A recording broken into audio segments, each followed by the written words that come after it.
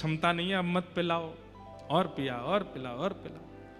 शरीर कहता अब मेरे बस में तो नहीं हूं मैं, अब तू देख नाली में गिरने वाला है, गिर जाएगा। फिर उसको 4 लोग उठा के ले जाते हैं।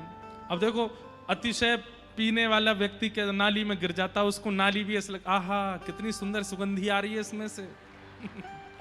क्यों? क्योंकि शरीर सेंसेस खो देता है,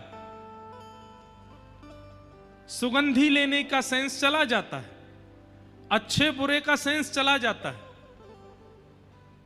जिसके सामने सत्य नहीं बोलना था उसके सामने बोलने लग जाता है व्यक्ति, और जिसके सामने असत्य बोलना नहीं था उसके सामने असत्य बोलने लग जाता है व्यक्ति। कई बार तो माताजी ही पत्नी लगने लग जाती हैं, पिताजी मित्र लगने लग जाते हैं, उन्हीं से गलत व्यवहार। क्यों?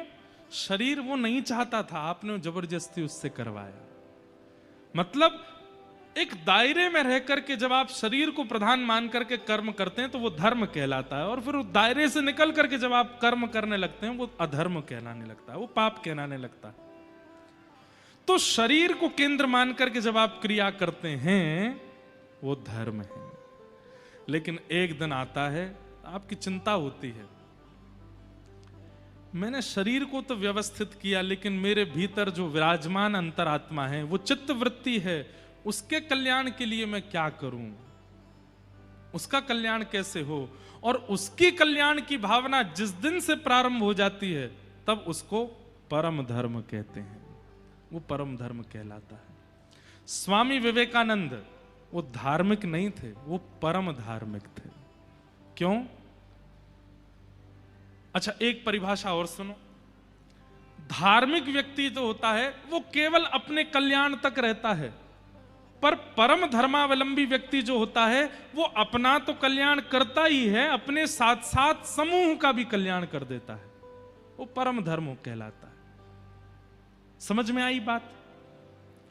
परम धर्म की 2 परिभाषाएं मान लीजिएगा। पहली परिभाषा अपने चित्तवृत्ति का कल्याण, और परम धर्म की दूसरी परिभाषा अपने साथ साथ अनेकों का कल्याण। ये 2 भावनाएं जिसके चित्त में प्रकट हो जाएं वो परम धर्मावलंबी है, और ये 2 भावनाएं प्रकट करवाना ये भागवत जी का विषय है। समझ में आई बात? नहीं, ताली कोई प्रमाण थोड़ी है इस बात का कि समझ में आ गई बात। कई लोग तो ऐसे हैं वो नीचे देखते रहते हैं, पता चली बगल वाले ताली, हाँ हाँ बहुत अच्छे, सब ने ताली बजाई तो हम भी बजा दें। सप्ताह पूर्ण होने के बाद में